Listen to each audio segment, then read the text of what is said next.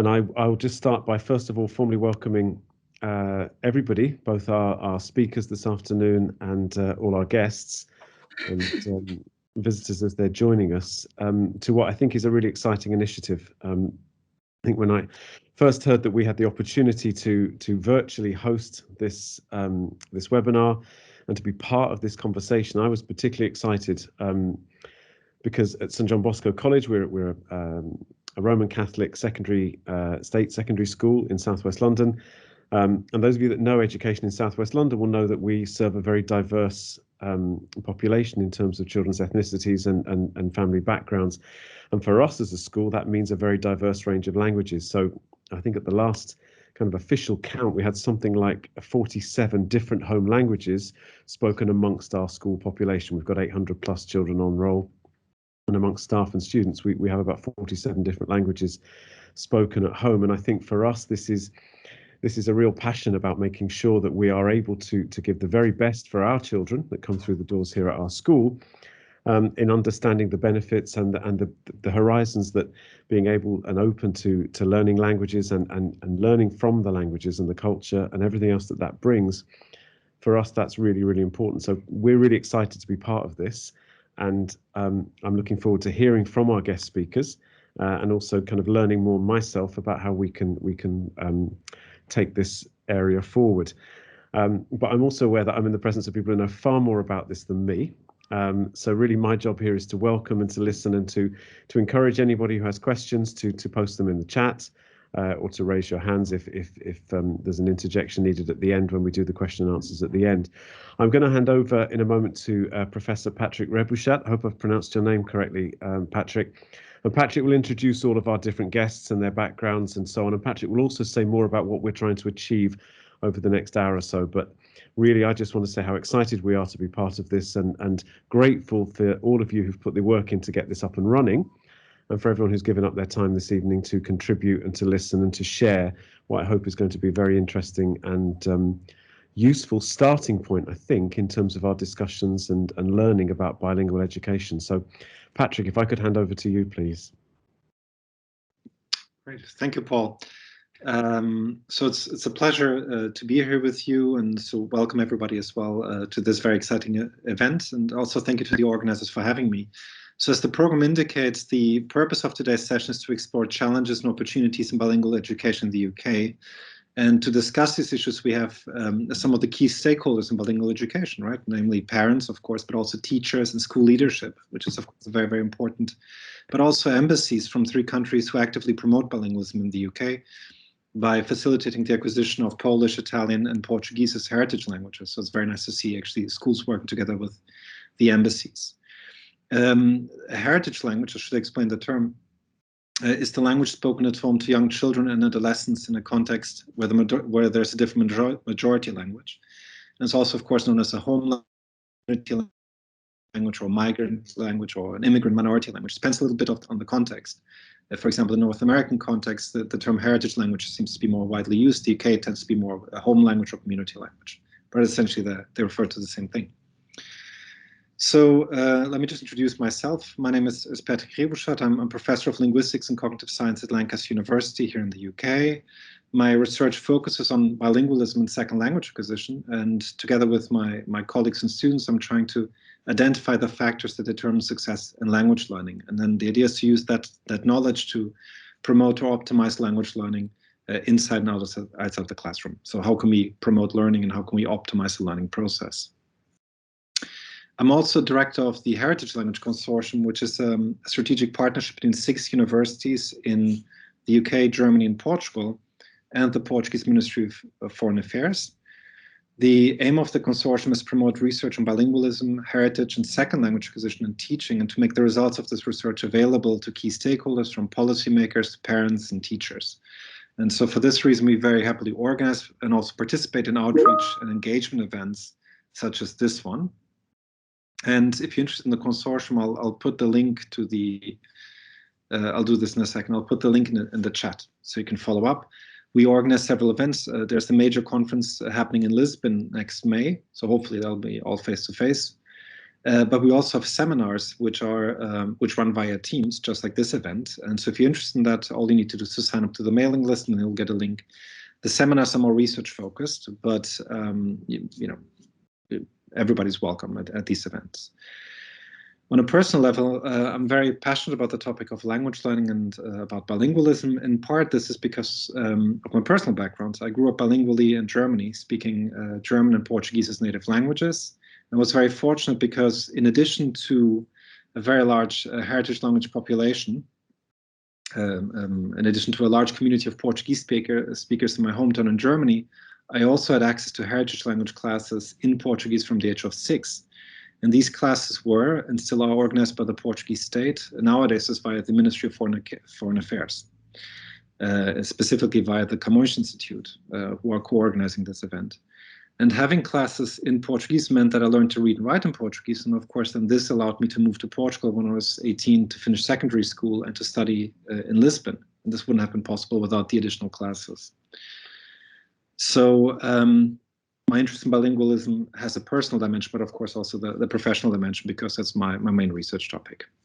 So today we have, I think, a very exciting program for you. We have 2 presentations on bilingual education, one by Federica Piedimonte, the other one by Agnieszka Derleta. Both are experienced teachers, and they will provide their perspective on challenges and opportunities in bilingual education. So if you look at the title, that's the subtitle, right? Challenges and opportunities. And we're interested to identify what the challenges are, coming from different angles, from parents, what are the challenges that teachers face, school leadership perhaps, or even the embassies in liaising with the heritage language community here in the UK.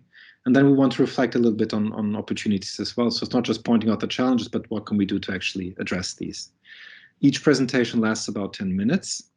And then after this, we have allocated a few minutes for me to provide a first response and to ask a few clarification questions. And then we open the floor and we have time for Q&A, which is normally the most interesting session, the interesting part of these types of events. We want to hear what you think, what your questions are. As Paul mentioned, I think ideally post your questions in the chat. So as soon as you have a question, put it in the chat, and then we'll keep an eye on it. So Paul and I will keep an eye on the chat. Often what you'll find is that the questions can be clustered around themes. And so if we have a lot of questions, we might not be able to individually answer all of them, but maybe there's a cluster of questions about the use of the language at home, what schools can do, and so forth. So please do that. Also, as Paul mentioned, you can simply use the hand-raising function. So that's the little hand that goes up here in Teams, and you could use that to ask a question, and we will keep an eye on who's raising the hand and at what point. After the Q&A, I will ask Federica and Agnieszka to provide a quick response to the discussion. Then I'll say a few words, and then at the end, Paul comes in again to provide the final remarks. And so I think it sounds like a very exciting program. I would suggest we kick off with the first panel, which is by Federica, first presentation. And here to introduce Federica is Roberta Guzzardi from the Italian Consulate. So over to you, Roberta, and then to Federica, please. Oh, good evening to everyone. My name is Roberta Guzzardi, and I'm the director of the Education Department of the Consulate General of Italy in London. My office's mission on behalf of the Italian government is the promotion of the Italian language and culture. Within a non-profit and purely cultural program, my government offers primary and secondary schools in the UK the opportunity to have Italian teaching time delivered by qualified Italian-speaking teachers and at no extra cost. The project is in fact completely funded by the Italian Ministry, since promoting the Italian language abroad is one of Italy's principal initiatives and a key priority in its foreign policy. The initiative has been running for many years now, with us being able to provide Italian teachers to many primary and secondary schools for free for the whole school year. During the academic year 2020-2021, 18,459 students and 152 schools have been involved in our project. As mentioned, my staff is composed of qualified, experienced, and of course Italian native speaking teachers who can teach Italian language and culture up to 3 hours per group of students.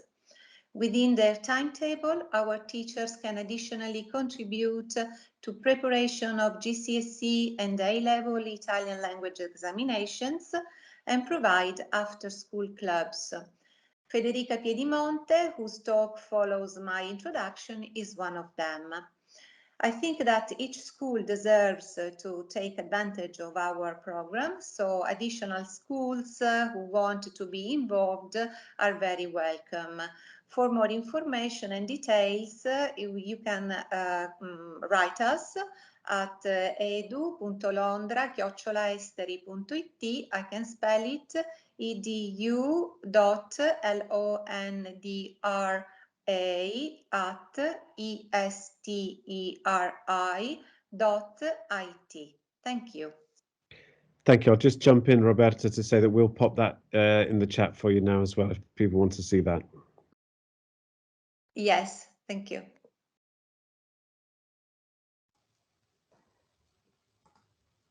Good evening, and thank you all for joining the event, and thank you, Roberta, for introducing myself. And as it has been said, I teach the Italian language and culture in primary schools in London. And in this short contribution, I will talk about, first of all, my background, and then my experience of teaching Italian in primary schools in the UK, and precisely from early years foundation stage to key stage 2.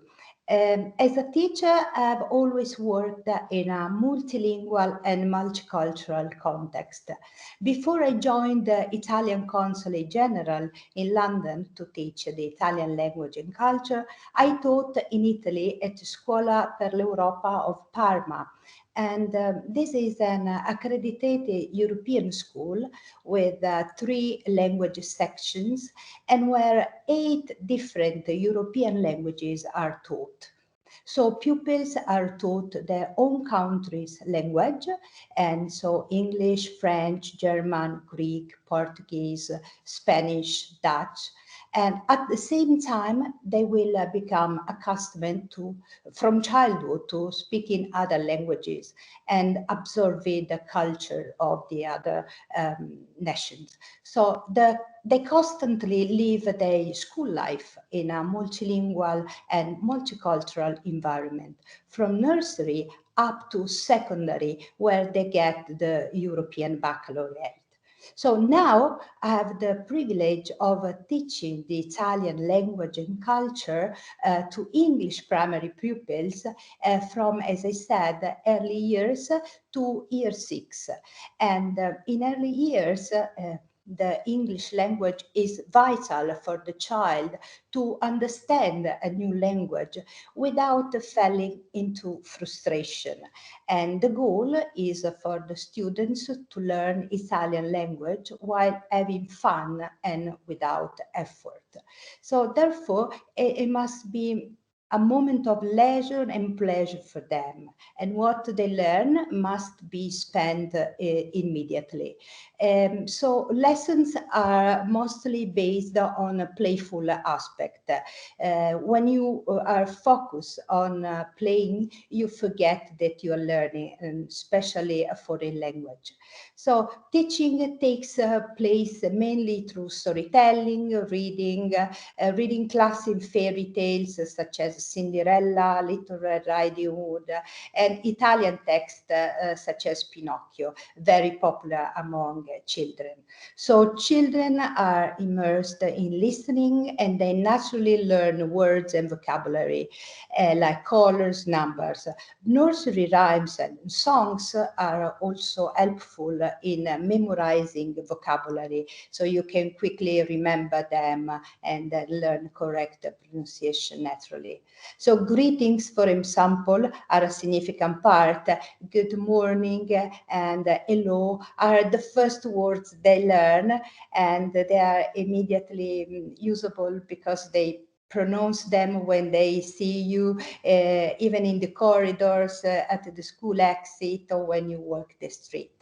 In the second segment, in Key Stage 2, the teaching is often, and when possible, linked to the curriculum with topics they already deal with. So the CLIL, this methodology through which the content is integrated with the learning, is important also to focus on maths, science, history, geography, and last but not least, art. So here in the Key Stage 2, games cannot be underestimated as well, and as with them they learn to write and the grammar. So learning occurs through continuous discovery between new words, but similar to English because of Latin origins and authors such as Leonardo da Vinci, Galileo Galilei, Michelangelo Buonarroti, and astronauts, for instance, Samantha Cristoforetti. It is interesting to talk about the Romans from an Italian perspective, teaching opera, or participate in a video call with pupils in Italy. So children are very curious. They like to learn the Italian language or languages in general. So to get you an example, on the 26th of September, on the 20th anniversary of the European Day of Languages, while talking about different words, greetings in the different languages, many students report their experience with our other languages. I also learned a lot from them. For example, they told me, teacher, maestra in Italian, we say the same in my language, or it has the same meaning in my language. And when I ask, what language do you speak? Portuguese, Spanish, Albanian. So the greatest satisfaction was when the students recognized Nessun Dorma, taken from the Turandot, sang by Andrea Bocelli at the open ceremony of the European Football Championship. This event is what makes studying a language special. This added value makes you better know and understand the world in which you live every day.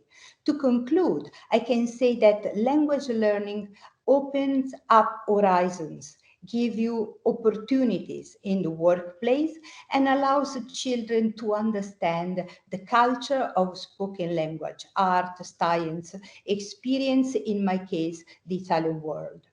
When students tell you or even write to you, teacher, I like Italian, teacher, thank you for teaching us, then you understand that maybe you are on the right path.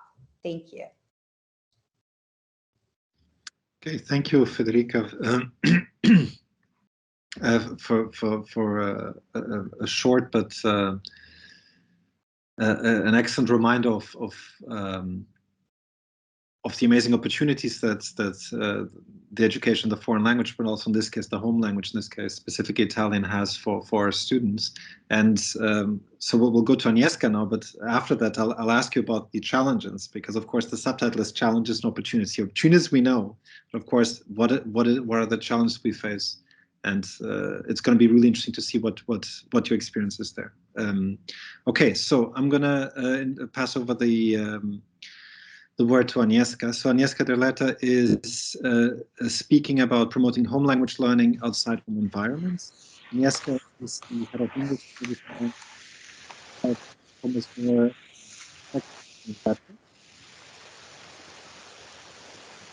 Uh-oh.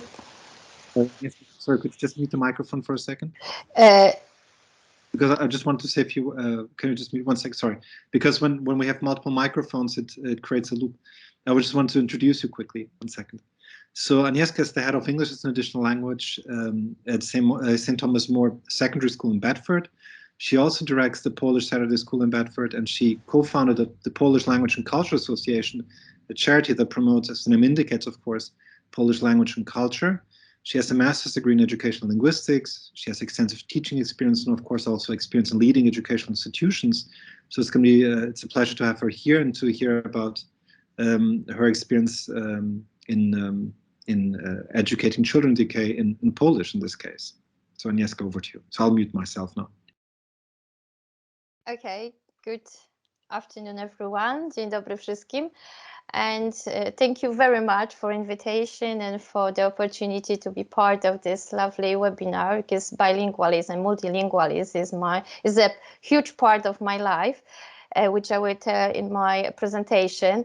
But avoid any technical issues. Can I share my screen? Patrick, you are in charge, or I don't know actually. You should be able to share it. Yes, you can. Yeah, okay, good.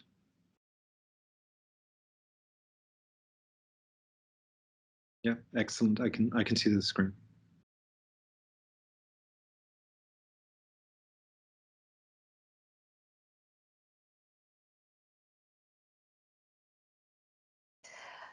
Okay, hopefully you can see my screen, and the topic which actually I chose is promoting home language learning outside the home environment. Can you hear me? Yes? Lovely.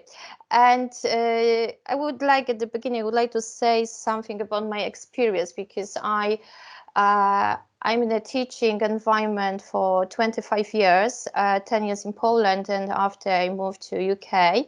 And actually what I'm doing is my absolutely privilege to interact with the students, and I'm very, very happy to be a part of the St. Thomas More School, which I'm leading EL department, and I am a head of Polish, but I'm working very closely with modern foreign languages department. And oh dear, I don't know why I can't move my presentation for the next slide. Oh dear. Oh. Sorry, my presentation freeze. Oh dear. We have that sometimes here in Lancaster when we have Teams meetings. Yeah, that's exactly. So we have the same when you're in presentation mode. It often. Yeah, so maybe I will leave like that. That's what I was going to suggest. Perfect. Yeah, thank you so much for helping me. Okay, and what language means to me? I just find the quote, which is absolutely what I'm thinking about languages, that language is the road map of the culture. It tells you where its people come from and where they are going. And on my next slide, you can see what is my experience, where the students can learn or experience homeland language except home. They can attend the supplementary schools, they can learn from learning centers. Past 2 years, the online schooling, it is quite popular to deliver the home languages, and it's usually provided by charity organization or for the state organization, private businesses. Local schools, they can do lunch or after school clubs. Local educational providers, language projects, or where they've got the family abroad and they can interact. Actually, all the ways when we can use language are the good to develop our language skills. And as you know, I'm head of the EAL department. I really want to give you some school context, because it seems like is a similar school like the John Bosco School. We are a secondary academy. We've got students between 11 and 18. At this moment, we've got 90-20 students. 972, they are the sixth formers. And as you can see, there is a 34% of the students are recognized as EAL. And on the next slide, I prepare some languages which are very, very popular in our school. I think at this moment we've got more than 60 languages spoken in our school at home. And we teach in our school French, Italian, we do after school or lunch club. We offer Spanish. Also, we teach Polish as an option, similar like French and Italian. And okay, and also they are different. During my 10 years, actually, my path doing the exams and be an examiner, I lead and I connect with many schools around me. Actually, some of the head teachers pass on my details in the number of the students who can enroll for Polish language. They increase, and as you can see on my slide, what I've done some speaking exams and some endorsements last year, and also I do some preparation as a part of our charity organization. And quite new project I just started to, and the charity we started to lead is the after school clubs, which are funded for Polish government, for Polish consulate and embassy. And as I said, I've got a huge experience as a EAL student. This experience actually came from my own experience, because when I arrived to UK, I didn't speak English. Oh, it was very little. And I remember my memory was that I came to the St. Thomas More School with my son, and I listened to the presentation. The head teacher gave the presentation, and I said to my son, I really want to be part of this school, because I really enjoy the atmosphere. And as you can see what we're doing, and actually the dreams came true, and now I am a part of this lovely team. And sorry. And what we do, we as a EL department, we also work very closely with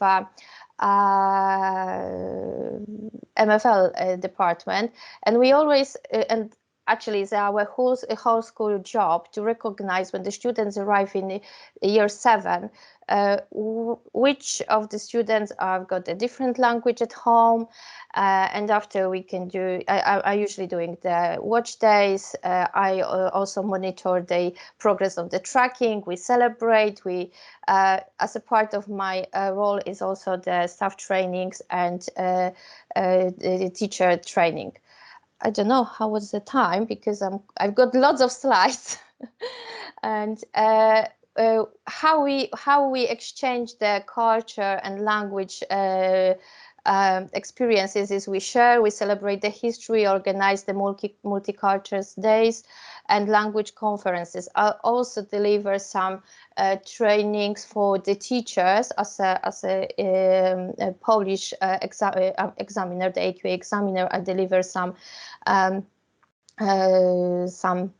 training for them, and I'm always very enthusiastic to do this, because I believe that if you are a native speaker and you are in a secondary school environment, you can prepare students and you can guide the student to do the GCSE exam. And my another role is to be I'm a co-founder and head teacher of Polish School PLC, is a supplementary school, and we had before 2020 we had 180 students. Unfortunately, during the past year, the number decreased to 70 students, but we're still running the school. The students, they're very excited to come every Saturday. And as you can see on the slide, we've got a preschool.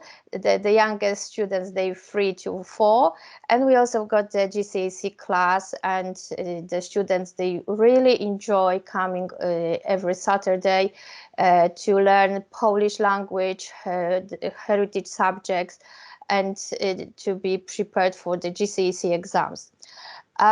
We also connected with the community. We've got quite diverse community in Bedford. as from the statistic, we know that is almost 140 languages spoken in Bedford, and we do lots of events. We've done the festivals where we promote the community cohesion, integration. Okay, and as part of my role as a EAL head, I need to identify the EAL learners. Also, this is a good experience because when we are teaching school, and when I'm delivering the as a part of training when the teachers learn how to become a teacher, I'm doing a EAL day, and one of the very exciting and very powerful exercises, immersive exercise, when I'm putting adults and the students to the shoe of the person who is in a different language environment. And it is very powerful, and they always discover, they knew how the students who speak different language at home can feel in a other language environment. We prefer to learn by experience. We do lots of, even you've got some pictures from St. Thomas More and from our school. We learn food vocabulary or food processes in a kitchen. We also visited Enigma Center, and those trip we organized at St. Thomas More, and it was funded by Polish Embassy. We also teach our students in a practical environment. You can see more pictures.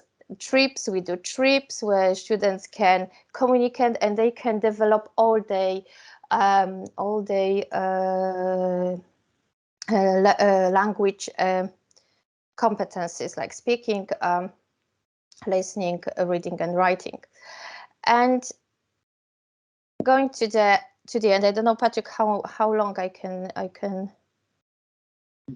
We're slightly over time, but I mean. Over time, okay. No, we're slightly. So.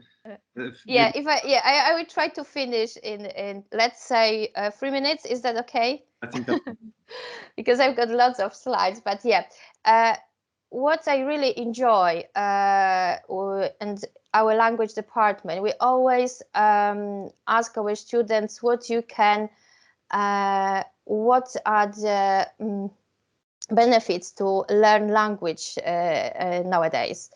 And they always answer, I can think logically, I am cultural, I can confident, because learning language is not only building the vocabulary, is something more, is to build the confidence, to build the skills, to have when the students learn languages, they very often improve their life skills, and yes, I think I can go further to challenge. Yes, okay, let's do this. And I use Polish as an example, and why we should promote the home languages, because the students, they can achieve the high grades. This one, they can, as you can see from Polish, is between 9 and 5. There's a majority of the students can achieve these grades, and also they can get the extra qualification. They can, if they go to the university, there is the A level is recognized as a UCAS point. Also, they can develop they can find a job abroad. And actually what I can do, because as you can see, I've got loads. I've got the opportunities, but they are similar. And what are the chances for the learning language home languages, making students and parents aware of the possibility to taking home languages exam, because some of the students, even yesterday, we had the open evening for the students from year 6, and the parents, they didn't know that they can take the GCSE for the GCSE of the home language, not all of the languages, but for example Polish or Portuguese, because we do Portuguese as well. Promoting the preparation and taking examination of the both levels, yes, we do this. Supporting students on the non-British origin to process in British school, encouraging and developing building the ethnic identity among the children, young people, and showing that the bilingualism is the foundation and lasting the families, yes. And also what at the end, what I would like to say, during that time, I lead the Polish organization in Bedford. We built lovely community, and we interact with the. Okay, Oh yes, I would like to stop sharing screen. And we built a huge community. We also inspire Galway students, and we build some connections between the local community and our students, and if they can feel what we do. We combine the good experiences and promote the home languages. Thank you. Thank you, Agnieszka, for for an excellent presentation. Both of you, Federica and Agnieszka, for excellent presentations. One of the things, so looking at the schedule, I have a few minutes just to ask clarification questions, to follow up a little bit, and then we open for the Q&A.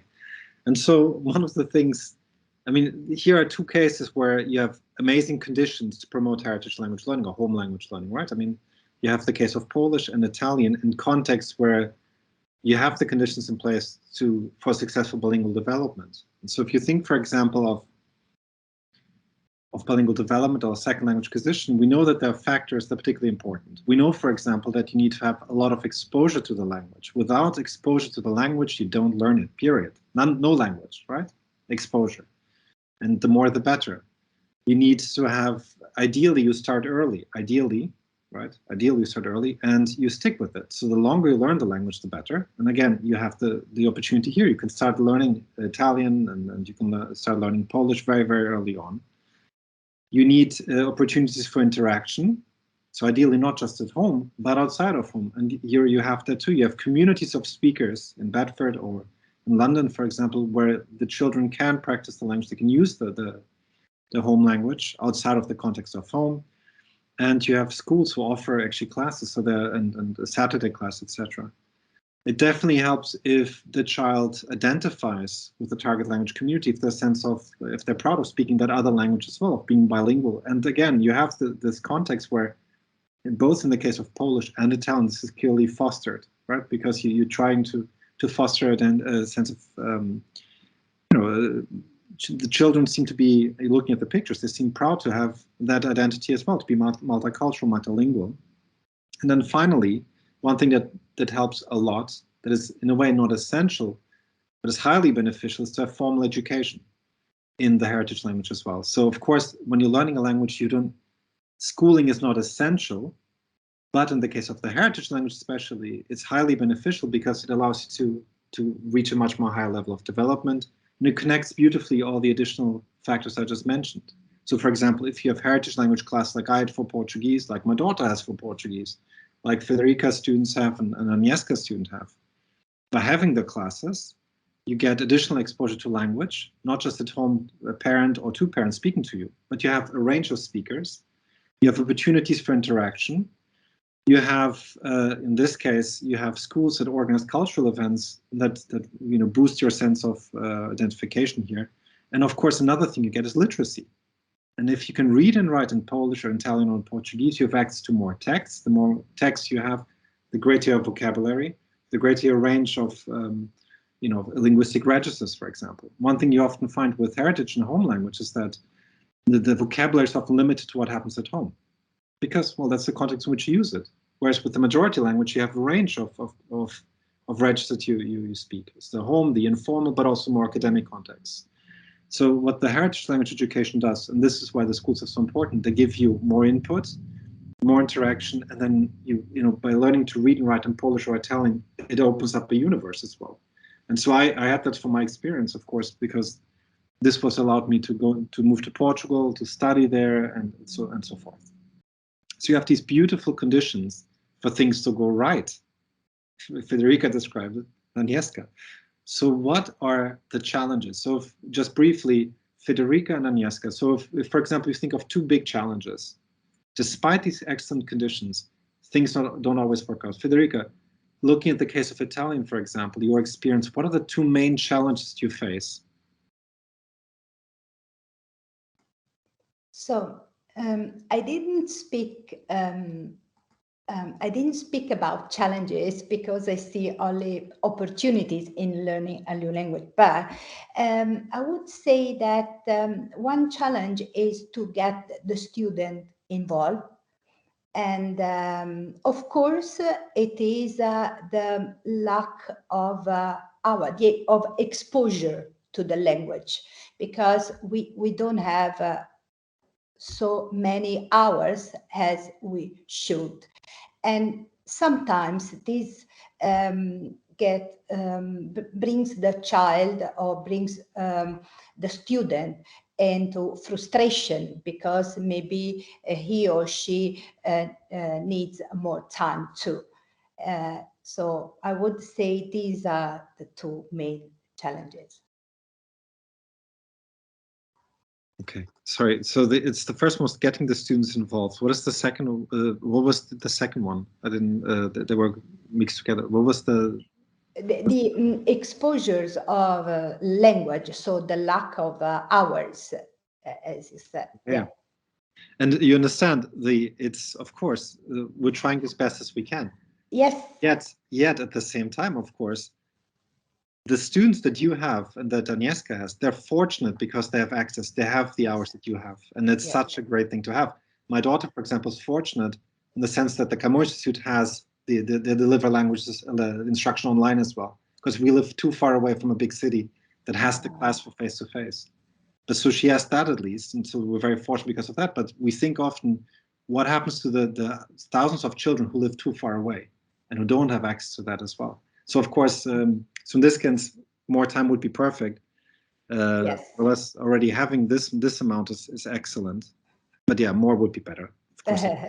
Agnieszka, what do you think? What are the two main challenges that you face? So thinking of Polish language education in Bedford, for example, or in the UK more general, what do you think are the main challenges? From my perspective, the main challenge is to have the well-prepared staff who can deliver the course, the GCSE course, with the knowledge of the requirements in a day-to-day basis or weekly basis, on a regular basis. Because what the schools, the mainstream schools, they offer the exam, but sometimes there is no one who can explain how they can pass the exam. And as we know, you need to be bilingual. It's not only, the questions are not only in a home language, in English, and sometimes the recognition at the beginning is the identification who can do it. Sometimes are not correct. I mean, the initial assessment is the one thing, another the staff who can prepare students or explain how to, because it depends of the level of, for example, Polish, and if someone who can assess this, because I'm doing this for 10 years across the Bedford and towns around me, and it seems like it's a lack of awareness that students can do home languages if they've got someone who can assess the level of the language acquisition. Another thing, someone, not the native speaker, someone who professionally will lead the speaking exam. And last 2 years show us that if there is no tracking or no evidence of the students' work, it's very hard because I find that some schools they stop to enroll the students for the exams or give them grades because they haven't got evidence of the level of the language acquisition. And yeah, I think this is the main. Did I say 2 challenges?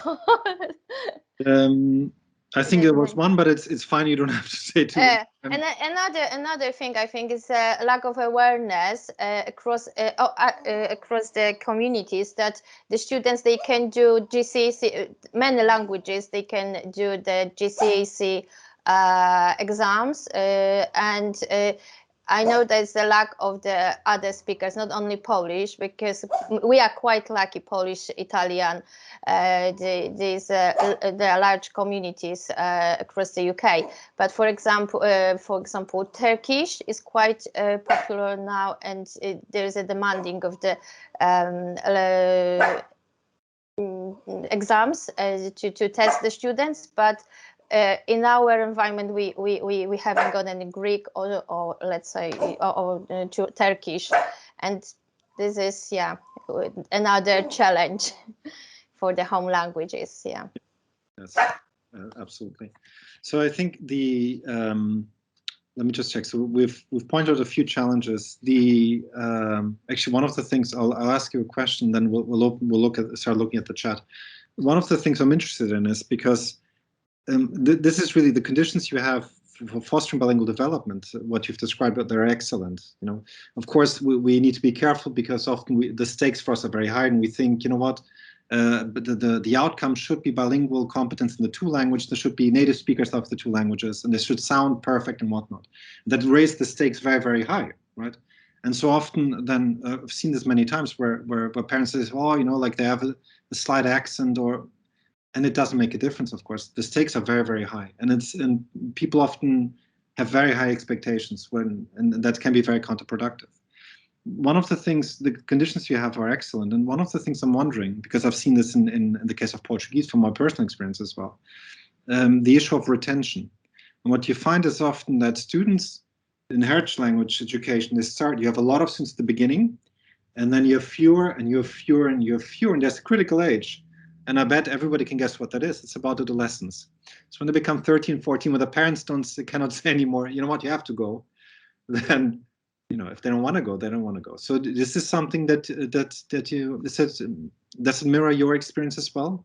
That there is a decline that slowly, that students, that the numbers get, you know, you have a lot young learners, and then adolescents, you have fewer, and then by the time they're 17, 18, it's just lower and lower. And if that's the case, why do you think that is? Yeah, maybe Agnieszka. Can I say something? Yes, because what I observe is a different situation at St. Thomas More, because it's a mainstream school and it's an option line, and we've got students who are aged. They do 2 years course. They prepared in 2 years. They've got this in their timetable, and they've got plenty of time to deliver language and build their skills. Even we start from the low level. But in what I observe in the Polish schools, this is part of the education. But if they are the students are in a Polish school, we deliver our education in usually on their free time. It's Saturday or afternoons, and this is the main issue. And when they 11, 12, they've got other opportunity to go, and it's very hard, because I notice the parents, they keep complaining how they can encourage children to go to the Saturday school, and it's a Saturday because they always complain is a 6 day of learning. And what we find, I found the solution that I've got the students, and I'm very proud of that, because I lead them for 7 years. And they still, even some of them, they pass GCSE, they still coming to the school because we do things different. We use a different methods. we develop the language in a different environment and different ways, as you can see on the pictures. We use like a project, for example, methods when they can develop the Polish experience, the interdisciplinary education is something like that. And yes, definitely there is there is a big challenge that it is not only my school, but many schools they observe that the students they very excited until they 10, and after there is something which stopped them to come to schools, the supplementary schools. And another disadvantage which we find, and which we discover, and we now change the curriculum slightly, is that lots of the students who start with us around 6 or 7 years old, they are mostly the English speakers, and we need to change the way how we deliver, how we promote language, how we entertain and interact with them. Yeah, there is individual thing, but yeah, there's a lot from us as adults, as teachers to do. And so this connects nicely to a first question we have in the chat. But Federica, I think looking at the experience you have, you mentioned the playful nature of classes, and presumably you also motivate the students. You know, it's not just another set of boring classes, but to see if you can engage them more to make sure that they stick with the classes, which are optional often, right? Yes, you're right. I try to, for instance, promote connection Zoom call with the students in Italy. So in order maybe they can feel have a challenge and practice a little bit of what they have studied. And but I can say that when you go further with years, I don't know if we can say they are demotivated. No, because the age and because they change. So even when they choose the language in secondary, they change. They change the language they are studying. Maybe they have studied Italian in primary and then in secondary. And this is good if they choose another language as well, because languages are all important. So, yes. So this let's have a look at the chat. So I think Dorota had a question which I can read out or adapt, and it's linked precisely to what we've been discussing. So Dorota mentioned about heritage language classes, especially the ones happening on Saturday, like the ones that Agnieszka mentioned. And Dorota points out that there can be a big commitment, not just for the children, but also for the entire family, of course. So how do parents and children alike manage it without putting too much pressure on themselves? How to make them structured enough to be efficient, but also not to make them too much like a 6th day of school in an already busy week for the children. And she would love to hear more about the participants' experiences. And I mean, Federica, you wanna kick off? So what's your experience? What would you suggest? So if it is on a Saturday, it is like a 6th day of school. What did you find would work to? I work a lot. I would suggest to work with games. I play a lot Italian games, and they are motivated. They motivate students. They yes, because of accustomed to the computer. And so yes. It's actually interesting because what you mentioned is, so of course, on the one hand, you have certainly, it's a big commitment for anyone to say, okay, let's on Saturday, there's an additional activity that our children have. Having said that, often we're happy to drive them to sports and to other events. So maybe one way of thinking about this, I would perhaps, so picking up on what Federica and Agnieszka said, is perhaps I wouldn't think of it as an additional day of school. Often what we have this language, which is the language of our family as well, and we connect with our grandparents in that language, right? So I would never dream of speaking my grandparents' in German, for example, because they were Portuguese, right? So I'll talk to them in Portuguese. So it's the family language. It's the language used during the holidays, etc. So the way, if you portray it merely as a school thing, of course, that might get into the way. But I completely understand that it is a challenge. If you have a busy week and then you have that Saturday thing, it is on the plus side. Remember, it is a unique opportunity. A lot of us don't have that opportunity. I cannot drive my daughter to a Saturday school. There is no Saturday school. So I would love to have that. So if you have the chance to do it, even though it's a bit of work, I would definitely encourage it, because it really promotes the development of the heritage language. Agnieszka, what do you think about the classes on Saturday and helping? Yeah, there is the big commitment for family, but there is what we found, that we offer the parents some activities as well during that time. For example, they can do if they want English classes or workshops, and they can stay in a school and be entertained for those who really want it.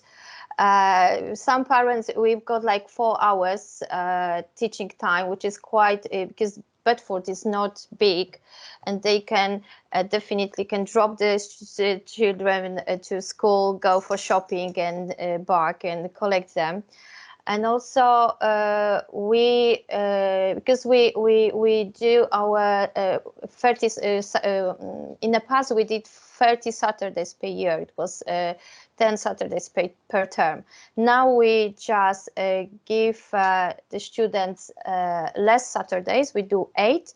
And the other, in the meantime, we do some events, projects, and there's no, it's only for those who are willing to do this. And is still the educational context for them to learn language, to develop their skills. Also, we offer during the week, they've got access to the educational platform, and they interact with the parents. They also they've got the access. It's similar like my maths in my homework in mainstream schools, but we've got a different platform. We can communicate. The students, they've got this freedom when they can submit the work.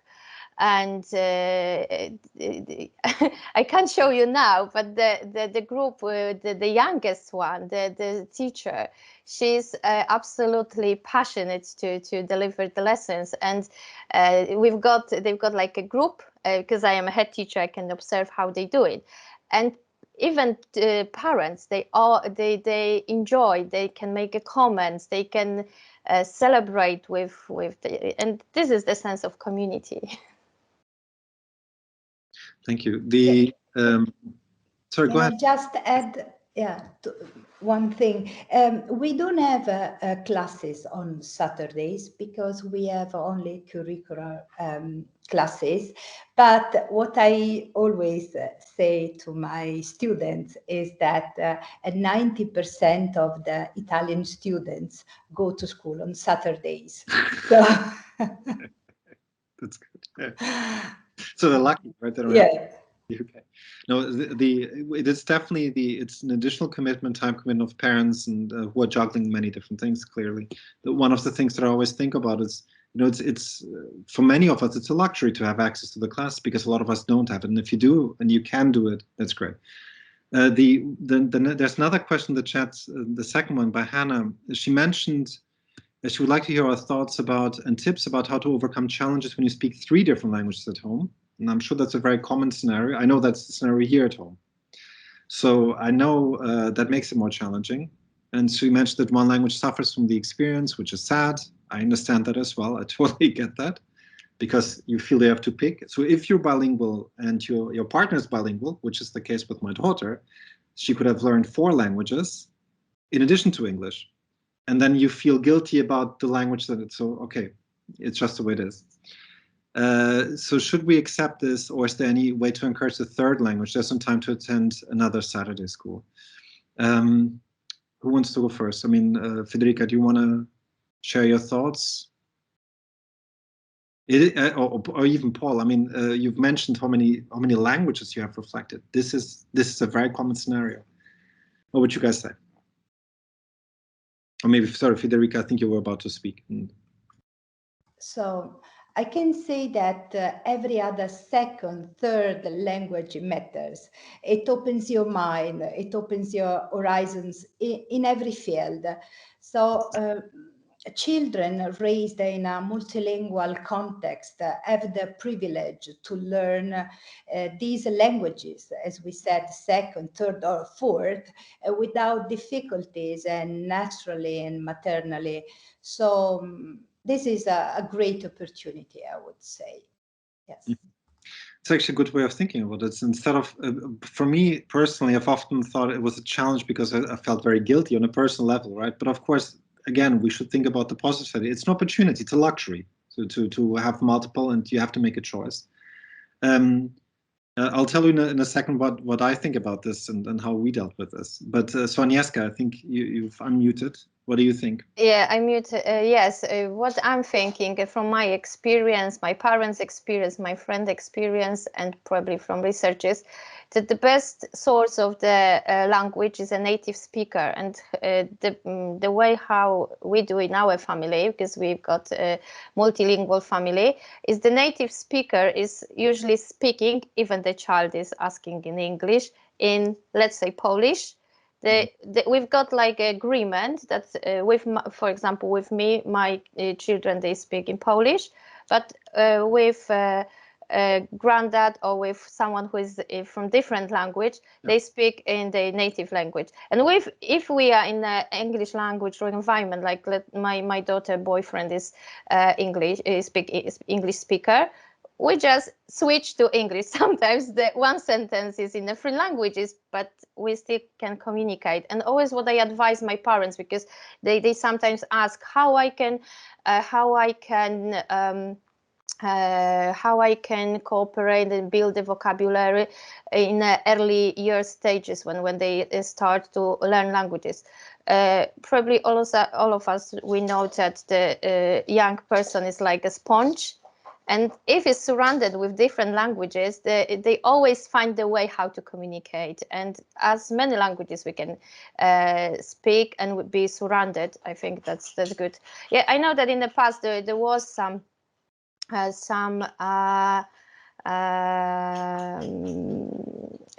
were some ideas that when we mix languages, this is the lack of communication, but I don't think so. I think we can always agree some way how we can learn and communicate. This is for me. And if I can say last thing, that talking about myself, that my children have studied abroad, so thanks to another language, they had the possibilities to study abroad. And we know as adults how difficult it is to learn a new language. When you decide to learn a language and you are an adult, sometimes for work reasons or just for pleasure, it is not so easy. Mm-hmm. Yeah. So I think, so if you look at, you have different constellations, right? So imagine you have children growing up in the UK, and you have different scenarios. For example, sometimes both parents are Portuguese, then it's relatively easy. You speak Portuguese at home, the child will, it's almost inevitable to pick up English. It's English, I mean, and look at us here, right? I'm assuming Paul as a native speaker is in the minority in here, but we're all using English, right? It's almost impossible to avoid. You'll get that. You'll get it for free, the English. So if you're speaking Portuguese, speak Portuguese at home. If you have couples, so for example, my parents, my dad is German, my mother is Portuguese, right? So it was one parent, one language. It works perfectly, right? So you just stick to that, and children adapt whatever language they adapt it easily. So with mom, I speak Portuguese. With dad, I speak German. They do it very easily. Very easily. And because, as I mentioned, what you need to learn language is exposure, and the more you get and the earlier you get, the better, right? It takes time to learn a language. It's not very, very fast. Okay, so what happens if in a case like the one you have here, where you have 3 languages, and there it's really very tricky. It is very tricky. solution could be, you could try to say, okay, so I'll make a compromise. I'll speak to you in, say, imagine Polish, and Dad speaks to you in French, and the third language, right? We'll work on that later, and that's perfectly fine. You know, like you have to make choices and not feel guilty about it. And you could. So, for example, my daughter, she's learning Portuguese, and she speaks a bit of German as well, but her primary language is English, right? And so on the mother's side, she could have learned French and whatnot, and she didn't. It's just the way it is. We had to make that decision, and it's fine. She's still, she strongly identifies as being Portuguese, even though she's at the beginning levels of Portuguese, and she identifies as having German as well as a heritage language. You know, it's one. You know, in the family, everybody speaks English anyway, so. So in terms of communication, not an issue, but she very much likes these languages. And for example, at school, there are German classes that she can later take, and she has the Portuguese lessons, etc. It's what I wouldn't suggest is that if it's one person always switching between languages, because you need the extra input, you need the input. So ideally, stick to a language if you can. So if it's Polish, stick to Polish. Your partner speaks in a different language, simply because you need the exposure. But I appreciate that we always feel sad, because if we're multilingual, we feel that, you know, we're not giving something that we value as well to our children. It's tough. So then the next question that I have here, looking at this, Marta asked a question about the newest research about academic attainment amongst bilingual or multilingual students versus monolingual. I can quickly, in terms of, you get a lot of these questions about the benefits of, or the cognitive and academic benefits of multilingualism. It's a very tricky subject, because, as you all know, if you look at educational achievement, there are many variables. It's not the case that everything is equal and we can tease out the contribution of multilingualism. Because, you know, what happens is that, okay, so imagine you have a child that becomes fully bilingual in Polish and English. Well, often that child also has parents who take them to Saturday school to read to them at home, and there are loads of other variables, and it's conflating. It's different. It's very difficult to isolate the variables, right? So so it's difficult to say it's just because they're multilingual that they're better. We know that children who grow up speaking two languages, for example, they develop metalinguistic awareness slightly earlier. And that's because, so it means they become aware of the existence of different languages. They become aware of things like grammatical categories slightly earlier. It's not a massive advantage. It's not like, oh, they're 5 years ahead of everybody else, right? So I would be, there's been a lot of research on cognitive advantages, maybe, you know, things like executive function and whatnot, but it's a really tricky issue because it's difficult to isolate the variables. Not entirely clear. What I would say is there's a big advantage, which is if your child grows up bilingually, they can speak more than one language, and that's amazing. So just that alone is worth it, even if it means, okay, that they're, you know, doesn't make a difference if they score 3% higher on the maths test because of this, you know, or 1.5%, whatever effect it would be, it's likely to not be very, very big, right? So I would never say, okay, for the next 8 years, you're going to learn Portuguese just because we get 1.5% higher in the math test. It's not worth it. But it's worth it if that means they can communicate another language. In the case of Portuguese, with, you know, almost 200 million people in Brazil, millions of people in Africa, and millions of people in Europe. So, you know, same with music. Music is also one of the cases. Is it the case if I play an instrument that I'll be better at something else, right? Yes, probably, maybe a very small effect. But are you going to play the piano for 15 years because of that? No. You cannot motivate. No, you have to learn the piano for 15 years so that you get a higher score in a different test. It's not going to work. You don't have the motivation for it. So my intuition would be, even if there are effects, and there are in some domains like metalinguistic awareness, they're not massive effects in academic achievement, for example, but they're very big effects in the sense that they can learn and communicate in another language. And if it's your home language, it means they can communicate to grandparents, to cousins, etc., and they feel connected to another culture. And they grow up with two cultures. So for that reason, it's worth it alone, even if there were no additional great benefits in terms of achievement in maths or something like that.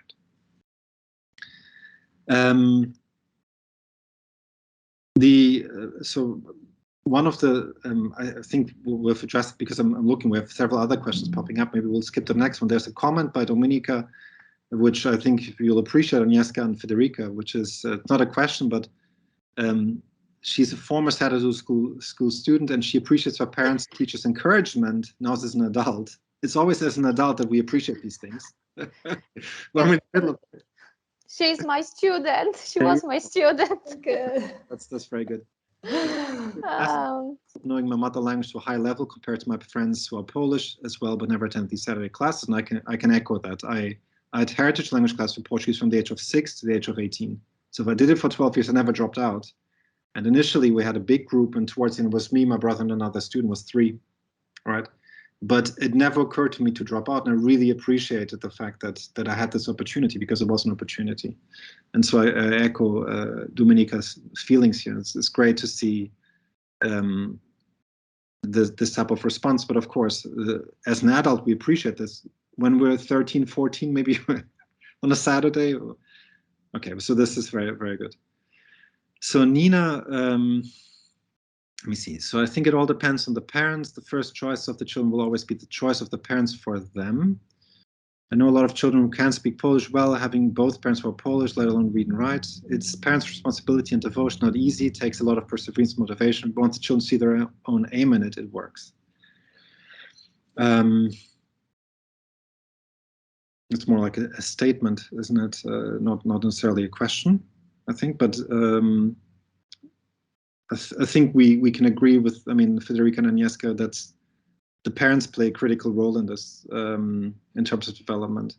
One of the things that perhaps we talked at the beginning about stakeholders in the process of bilingual development. And so often one way to think about this is in terms of circles, concentric circles, right? The center of it, for any language learning, it's the child or the young adolescent, and usually the parents or the caretakers, right? That's for native language development, first language as well. And then you extend the circle and you have the family, the friends, and of course teachers. And after that you have school leadership, who puts into place classes for this. So Paul and colleagues, right? You have here in this case embassies. You have states who say, no, what? Let's sponsor. Let's send teachers like Federica from Italy to the UK to support this. That's what the Portuguese government does as well. And so at the very, very end, you have people like me. So I'm represented multiple times because I'm a parent. I'm in the center as well. But on the outside, you have, of course, colleagues who investigate. So, you know, how does bilingualism work and whatnot? And let's put at the very, very outer circle, you can put the government if you want to. That you can put at the very, very end. So does, for example, a state think that multilingualism should be promoted, yes or no? If so, do they put their money where their mouth is and invest in schools, for example, to promote this? But at the very center, it's certainly the parents. And I think the issues, I think one of the, and Federica and Agnieszka, maybe you have that experience as well. Often what we find is in migrant communities, not always, but often you have the case, I shouldn't say often, but on occasion, I've seen cases like these where the parents say, you know what, we don't want you to speak Polish at home or Chinese, so Mandarin, for example. We want you to learn English, because there's a perception, which is also clear, it's true, that in order to well in the UK, you should probably speak English. You know, you're unlikely to become, you know, to have access to university, for example, unless your English is good as well. And there's often concern with parents that they think, okay, good, it's all very well for you to speak Portuguese at home, but what about your English? And then, so I know cases where the parents say, you know what, okay, we'll speak English at home, even though it's not the parents' native language. You know, and of course what happens, and I fully understand that concern.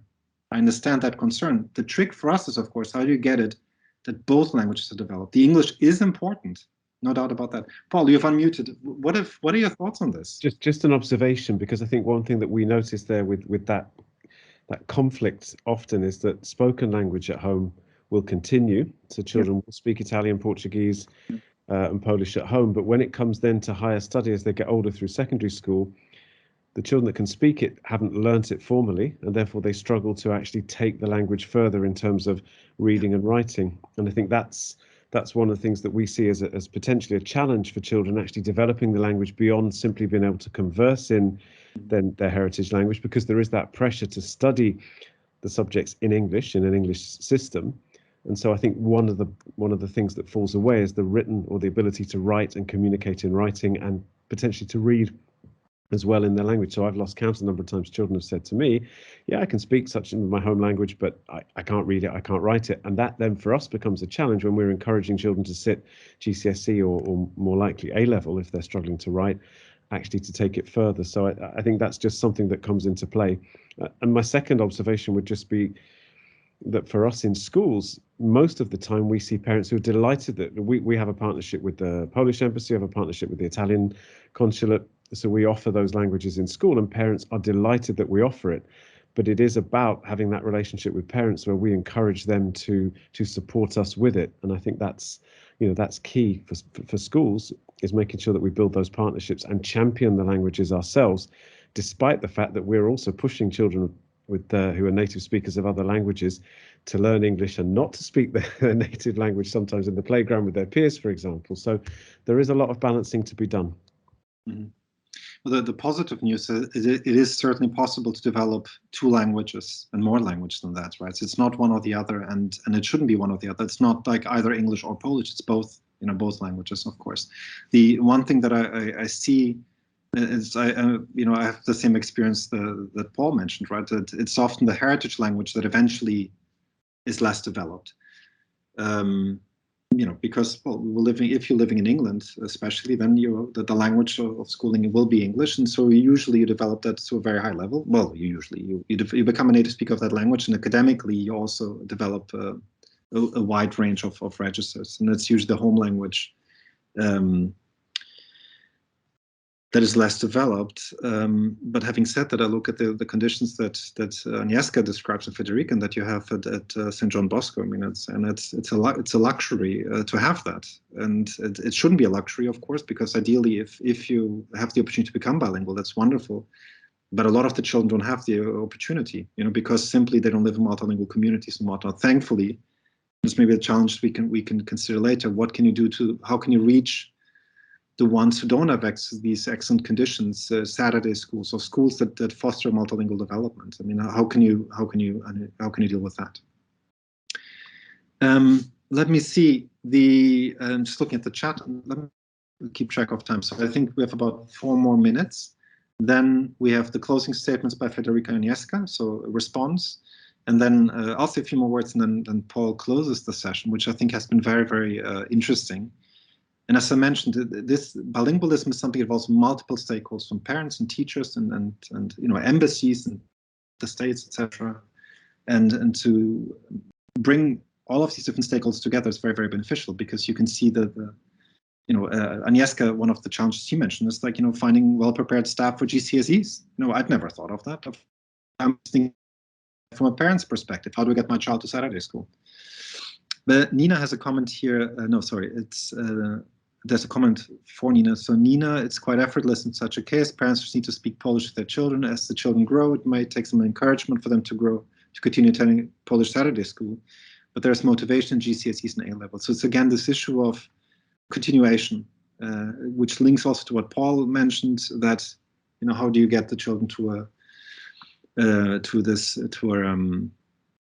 to make use of the opportunity that they have in getting additional schooling in the home or heritage language as well. One of the things that I can point out here, Agnieszka and Federica pointed out that the playful nature of the classes, the fact, you looked at the activities that they have, cultural activities that boost motivation, right? So that I think is very, very important as well. There's another nice initiative that I've been involved in, very fortunate to be involved in, which is called Native Scientist. Native Scientist is a non-profit organization that was founded by two Portuguese scientists living in London. And essentially what they do, and they do it for many, many languages. They've done it for Polish and for Italian as well, and for Portuguese and other languages, not just in the UK, and other countries. So what they do is they've noticed that in heritage language communities, often the children think that the heritage language is boring. It's a language at home. Oh, take out the trash and whatnot, right? And what they've decided to do is to have these to bring real scientists from universities to the heritage language classes. So you have, I'll share the link to their website in a second.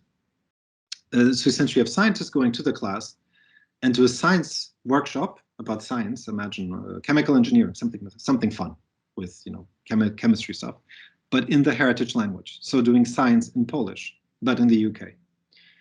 And so I've worked with them on several occasions. We have research projects with them where we look at the effect of these types of interventions on attitude towards science and attitude towards the heritage language. What you often find, so across Europe, is that migrant children often don't think science is for them because they underperform often in science. It happens. There are statistics to show this. And what we show is that interventions such as native science, these types of workshops in the heritage language, they have an effect, and we can measure this in pre-test, post-test design with control groups and whatnot. We show that they develop a more positive attitude towards science and towards the heritage language. And we've done this, for example, with adolescents that came here from Manchester. We brought them to the campus at Lancaster. So these were Portuguese heritage speakers growing up in Manchester. And it was a beautiful initiative that we brought them to campus. They divided into groups, and they had workshops in Portuguese, their heritage language, about astrophysics, chemical engineering, plant biology, and entrepreneurship, right? And the nice thing, what you get in this type of event is that you have a role modeling experience. You have a scientist who shares their cultural background. So imagine you have a Polish scientist talking to them in Polish in the UK or in Italian. What you get there at this crucial age is all of a sudden you think, oh, actually, hold on. First of all, you think, well, maybe science could be something for me. They don't have to be scientists, but they can consider it. A lot of these children, they don't even think science could be for them. And they see that actually the heritage language, not just a language of, take out the trash or something like that. It could be the language that somebody, we have one of our colleagues here in Lancaster, he discovered a galaxy, the CR7 galaxy. And so they talk about that and discovering a galaxy and what that's like. Or they talk about, the biology of plants. And so this was a very, very interesting experience for these students. And when we interviewed them afterwards, they mentioned, for example, I always felt out of place and what, and all of a sudden I see there are other people like me, and they're doing stuff like science, Anyway, so I thought these types of interventions, I can put the link here, these types of initiatives that seems like what you have for Italian and for Polish as well. So where you bring maybe other speakers in, where you have cultural events, these can really boost the students' motivation, and so encourage them to not give up on things like the Saturday school, make the extra effort, because the parents can only do so much, of course. If a 14-year-old says, I don't want to do this anymore, then, what are you going to do? You're going to carry them. It's not going to work, right? So maybe strategically at these ages when they're 13, 14, and if there is something like Saturday school, and maybe these types of interventions would be very, very helpful. So a type of intervention where you bring in somebody from outside, or a scientist, for example, to give a workshop in the heritage language, or for example, like Agnieszka and Federica do, maybe take them to cultural events. And if you're living in London, there are a million cultural events. In Lancaster, not so many. We're too far away for that. There are other cultural events, but not as many as in London, obviously. So, but it seems to me, linking to the comment we had here, it's the parents. So the parents should use the language if they can. If it's one parent, one language, or both parents speaking the language, make use of the opportunities that schools provide. And remember, it's not, we often take these things for granted, and it is really special to have that. Not perhaps in London because you have so many of them, but it is not everybody has access to that. And so I'm always very grateful, just like the comment we had earlier from one of Agnieszka's former students, I'm very grateful to have had the opportunity to have heritage language class because I was able to develop both languages. Anyway, so it's time, I think, for the closing statements. Federica, do you want to start? I think so. Take home message from you. Yes. So I would say that Agnieszka, I agree with what Agnieszka said, that learning a foreign language is not simply learning it in a mnemonic way. And however, it is essential to understand the culture that underlines this language, its uniqueness, and what motivates its study. So for Italian, this is quite simple. It is the language of art, science, music, fashion, and last but not least, food. And anyway, studying a foreign language at an early stage is a great opportunity, and all children should have this opportunity. And if you have the chance to raise a child in a bilingual context, I think don't miss it, because it's important. And to conclude, I quote Ludwig Wittgenstein's idea that one language sets you in a corridor for life, but learning other languages opens every door along the way. Thank you. Excellent. Very, very nice quotation there. Agnieszka, take-home message. Oh, okay. What I would like to say, actually, just connect with your project, your native scientists. We do similar things in Polish in our school, and we do some project when we can promote Polish and learn different subjects across. And this is a very good idea, because when you're observing the students, they can learn without learning because they experience what they do. And actually, my quotation, which is always with me as a teacher and the person who is organizing this educational space for the students, is a quotation still from Confucius, and is I hear and I forget, I see and I remember, I do and I understand. And this is very important for me to that we can promote the home languages learning in many ways and many places. It's just the willingness to create the space, to find the people who are passionate to do it. It's not always the teaching staff. Sometimes the people who really passionate to deliver something, to entertain with students, to interact with students, can create absolutely, oh, that's okay. I would like to say something in Polish.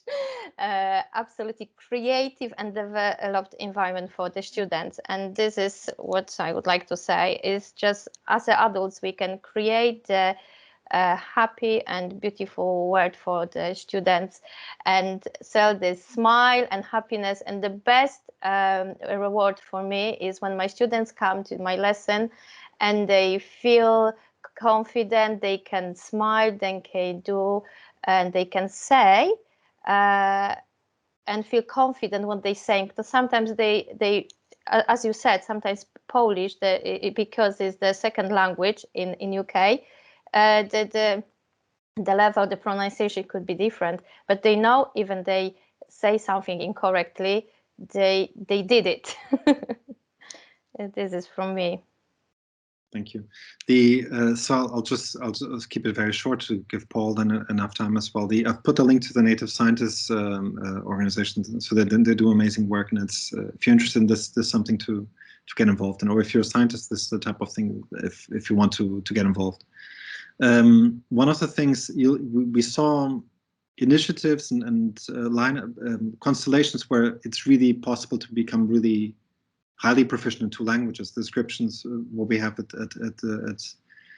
St. John Bosco's, the situation you have with the Camões Institute, so the class so we have Portuguese for Polish and for Italian, right? And one of the things, of course, not everybody has access to this. If you have, try to make use of it, because it's an amazing opportunity. It's true. If not, don't let the perfect be the enemy of the good, right? So, for example, if you don't have access, I mean, often it helps to have, you can talk to other parents, you can try to set something up, you can see, okay, you can ask advice for other parents, what worked for you, what didn't work for you. Often you have the case, for example, where children, for example, in our family, one of the things that is clear, often we're perfect. For example, my father's German, but he understands Portuguese, okay? And that alone is excellent, because he never feels left out. So, for example, if your child develops first the receptive skills for the heritage language, imagine Polish or Italian, right? That is very important, because comprehension always precedes production. If they're at least able to understand, they don't feel left out at the family table when you go, for example, to Poland or to Italy. And you'll see that it has an effect, because the moment you understand the language, you develop the vocabulary, things come. You have to be patient, but it takes time. And so it's not as if, well, they either become native speaker of 2 languages or nothing, right? If it means, okay, they're able to understand Italian well, even if they speak with an accent, that's fine. Yes, of course, that's fine, right? A lot of the things, even as adults, you can learn language. So anyways, my point, this is just a play-doh. Don't forget, it doesn't have to be perfect. Good is good enough as well. And so let's make up the opportunities when we have them. If we don't have access to them, we'll compensate in another way. But so just to conclude this very, very stimulating event. So thank you again for Agnieszka and Federica, and for everybody in the audience for excellent questions. But to conclude, we have Paul again. So Paul, your final remarks. Okay, well, I really like to thank all 3 of our speakers and presenters on behalf of everyone who's been a part of this event this evening. So thank you to Patrick, to Agnieszka, and to Federica. And I think for me, listening as a very interested observer, I mean, I think just picking up on the 3 things that you've said in your closing remarks about the benefits to young people, and we're talking primarily here about young people. And I guess we're all engaged in working with and supporting and helping to develop young people, whether we're parents, whether we work in education or academia. And I think there are 3 things. You talked, Agnieszka, about that idea of confidence and the beauty I see for children who, and we touched on this earlier on, who are perhaps not doing so well in other studies, but because they're doing well in their home language, it helps them to blossom. Whether there's any empirical evidence for this, I don't know, but I see it in the playground with children who are doing well in their home language lessons, in their heritage language lessons. It gives them something extra. I think that idea of doors opening, Federica, which you spoke about, again, for us as educators is crucial. That's what we're about, opening the doors, giving children the chance to have a brighter future. And I really like what you said a moment ago, Patrick, about your father understanding Portuguese. And I think when we have an understanding of other people's language and culture, even if it's only just a smattering of words or a sense of what they're trying to communicate, that opens up a world where we can have mutual understanding. And actually, given where we are in the world today, it's more important than ever that we actually foster a better understanding and communication between different groups of people. So I think what tonight has really said for me is that, this work in terms of developing heritage languages and developing language learning in general is really, really important. And the passion and the interest that you've spoken with, all of you, and I hope the response from the people who've been part of the webinar just goes to show that. So my conclusion would be really a suggestion and a thought for people to go away with is, how can we take this conversation forward? What can we do as a follow-up both to this webinar and in the future to actually to learn more, to be able to improve our practice and to really widen what we're doing. We've just had a slice tonight talking about a few languages, but perhaps we can look to broaden the discussion and see how we can take things forward. So my appeal would be to anybody who's in the meeting or in the chat, if you've got ideas for how we could move forward with a discussion, what we could do in the future, then please share them in the chat, share them obviously with the speakers who you're in contact with, and let's see if we can take this discussion forward in the future, because I think it's been a valuable conversation, but we've got lots further to talk about. So thank you to everybody, and it's been a pleasure to listen to you and to be part of this. Thank you. Thank you. Thank you. Thank you all. Bye-bye. Thank you. Thank you.